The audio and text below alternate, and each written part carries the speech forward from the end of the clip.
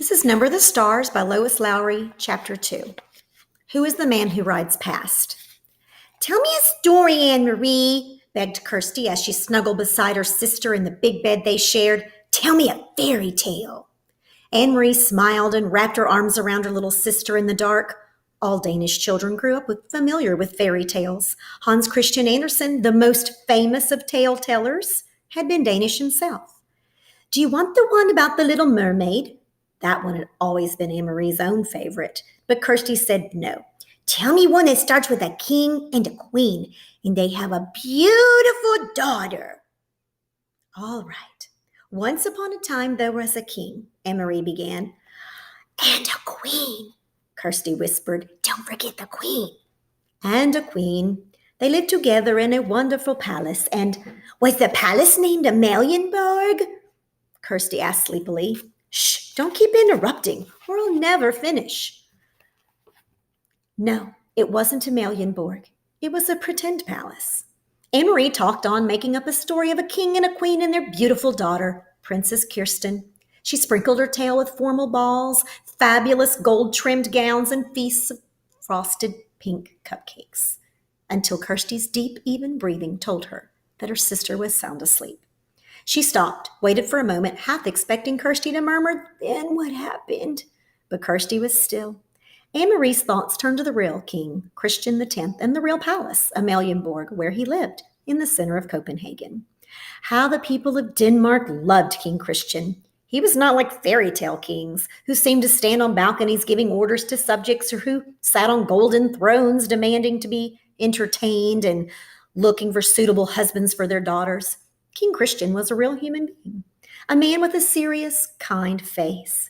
Each morning, he had come from a palace on his horse, Jubilee, and ridden alone through the streets of Copenhagen, greeting his people.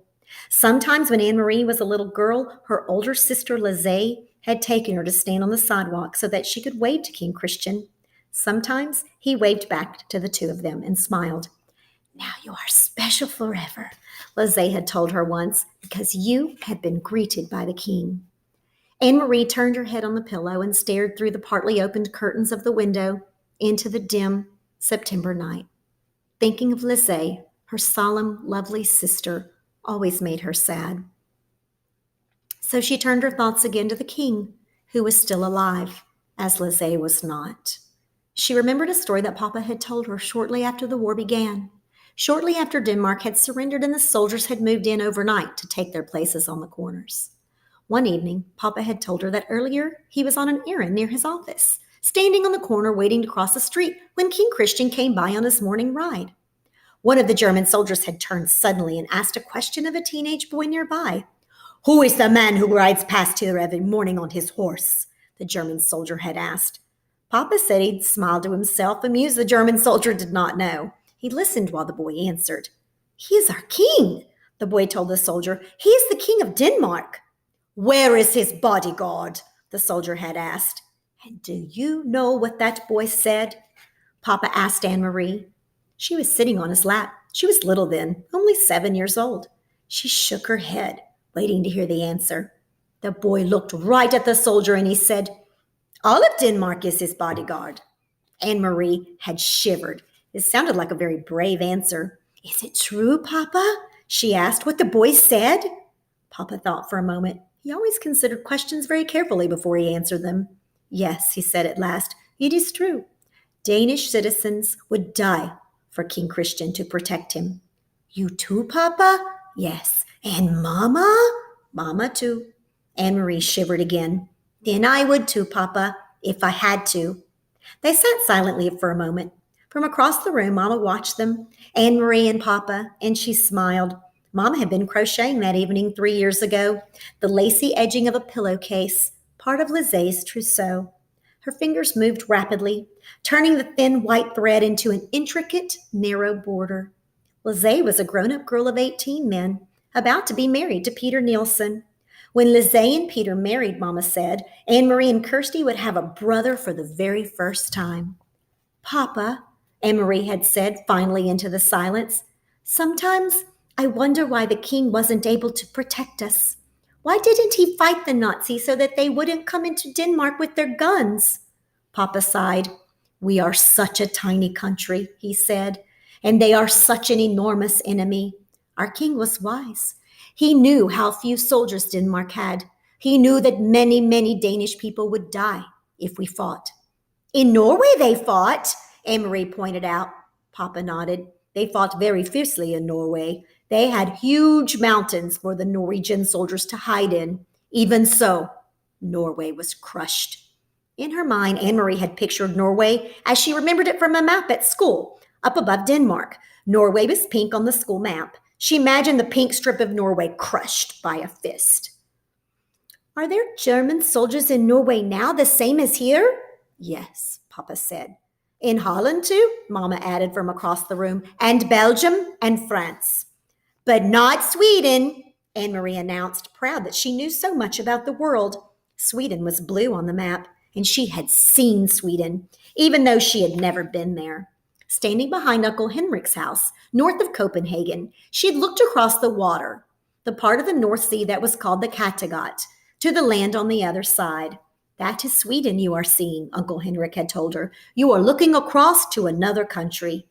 That's true, Papa had said. Sweden is still free. And now, 3 years later, it was still true. But much else had changed. King Christian was getting old and he had been badly injured last year in a fall from his horse. Faithful old Jubilee, who had carried him around Copenhagen so many mornings. For days they thought he would die, and all of Denmark had mourned. But he hadn't. King Christian X was still alive. It was Lizzie who was not. It was her tall, beautiful sister who had died in an accident 2 weeks before her wedding.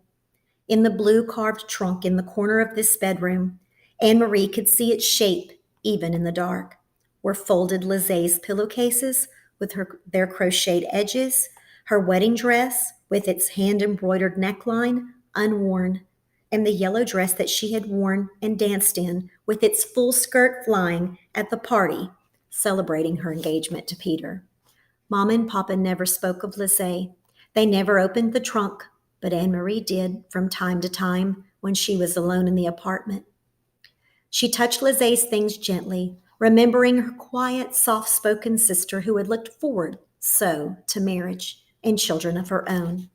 Red-headed Peter, her sister's fiancé, had not married anyone in the years since Lizzie's death. He had changed a great deal. Once he had been like a fun-loving older brother to Anne-Marie and Kirsty, teasing and tickling, always a source of foolishness and pranks. Now he still stopped by the apartment often, and his greetings to the girls were warm and smiling, but he was usually in a hurry, talking quickly to Mama and Papa about things Anne-Marie didn't understand. He no longer sang the nonsense songs that had once made Anne-Marie and Kirsty shriek with laughter, and he never lingered anymore. Papa had changed too. He seemed much older and very tired, defeated. The whole world had changed. Only the fairy tales remained the same. And they lived happily ever after, Anne-Marie recited, whispering into the dark, completing the tale for her sister, who slept beside her, one thumb in her mouth.